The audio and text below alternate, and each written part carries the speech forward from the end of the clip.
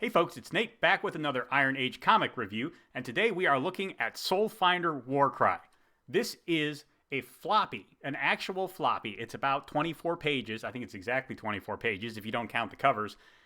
And it comes to us courtesy of Douglas Ernst, Matthew Weldon, Bill Williams as the letterer, and Jean-Francois Bia. I'm sorry, I can't pronounce your last name. Something French. As the colorist. And this is a really great book, but it's going to be difficult to talk about because it's very short. And I don't like to completely recap a story and tell you everything that happens in it, although I do try and give you a pretty good idea of what's in there. If you're familiar with my Iron Age comic reviews, you know what I do is I try and talk about what I think of the project overall, and then follow it up with a little more in-depth critique and some spoilers. So the first half is spoiler free and the second half has spoilers. And the first half is going to be extremely brief this time around because there's not a whole lot here to talk about. We have a really great physical item.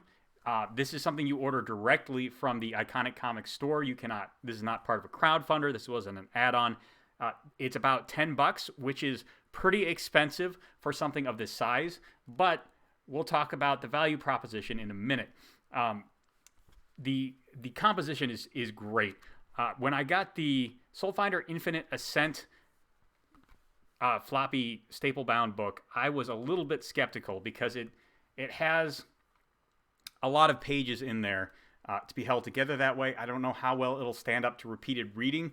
For something this short, I think it works a lot better. It may not stand up very well to repeated reading still, but it is a very nice item. It's got really great quality paper. It's got a good cover on it. The art by Matthew Weldon, the art by Matthew Weldon is fantastic, as all of his art is. The comic has a beautiful cover and a beautiful back. You get both the colored art, as you see here, and you get to see the original black and whites by Matthew Weldon. This is something that was done with the Soulfinder Black Tide Indiegogo, and I guess that one wasn't an Indiegogo, was it? It was just something that they included with the book when they put it for sale. And you got the finished art and the original black and white art, both fully lettered, both a good experience for reading the comic, but in very different ways. Soulfinder Warcry is the same thing, which means that the actual story in here is only 12 pages. And it is a good story. There's a lot of good storytelling done in here, but it doesn't look like it's really necessary to follow Father Redder's adventures through the rest of the Soulfinder series.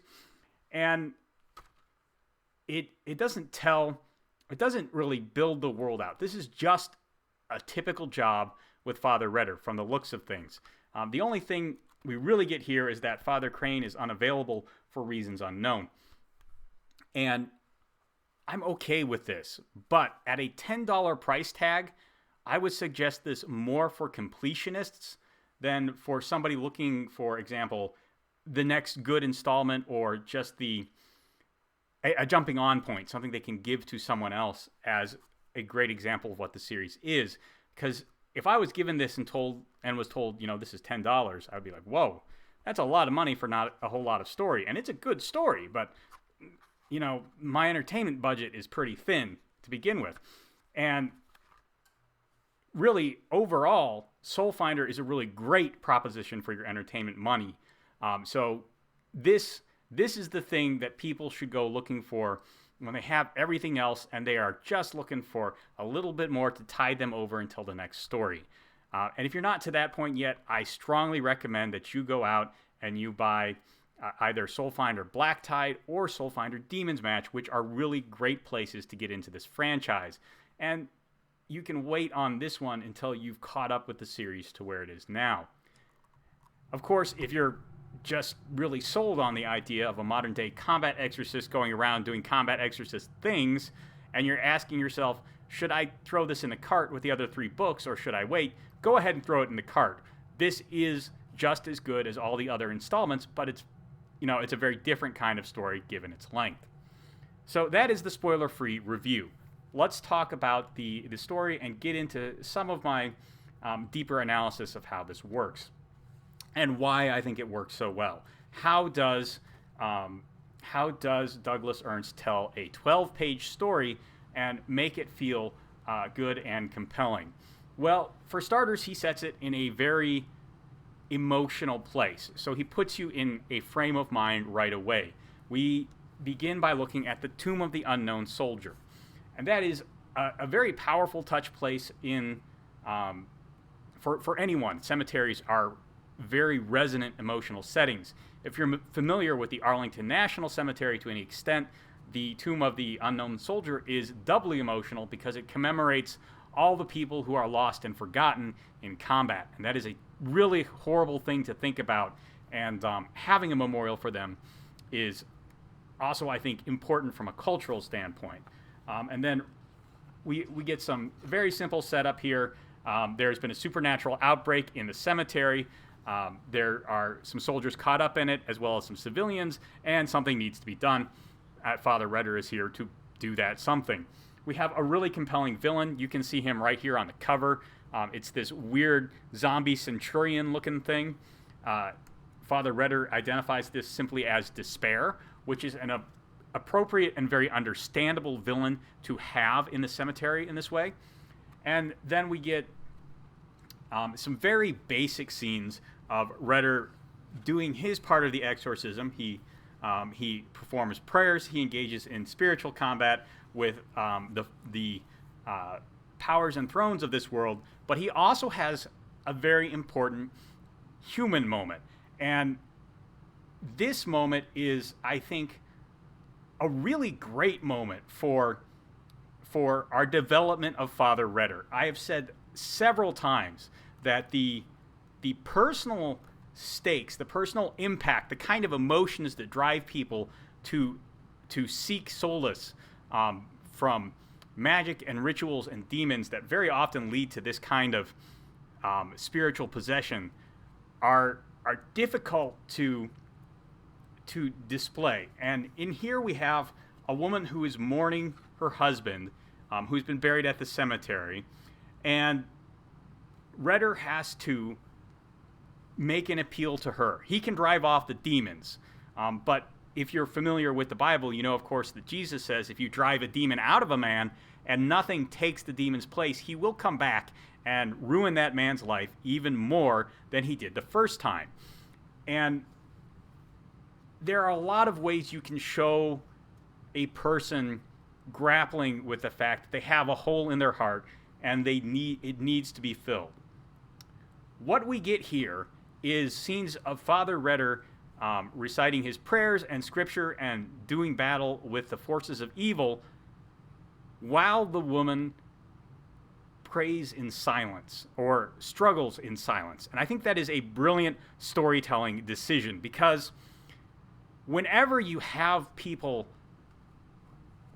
speak their thoughts, give their internal monologue, whenever they are just ranting about their problems to the sky or something like that, A, it tends to come off as very trite. It tends to come off as a little insincere. And B, it exposes those emotional patterns to analysis. That's not always a good thing. When you lay out every emotional step you're taking, you have to hope the audience is willing to make that emotional step as well. And if they aren't, a lot of times you can lose them. A lot of times they can just step out of your story and never get reinvested. By choosing to have Father Redder's prayers and invocations against the demons be what we hear while she is struggling for herself, we can infer her own struggle against those otherworldly powers without having to be exposed to it for our full nitpicking. My buddy Narwhal has a series he does on storytelling, and he refers to this as interactivity. It is the audience being invited into the story to figure out what is going on in that story. And this is very powerful, both because it builds the audience investment in the story. If you have to get into a situation and work it out in your own head, you're much more invested in the story than you would be if you were just told what is going on.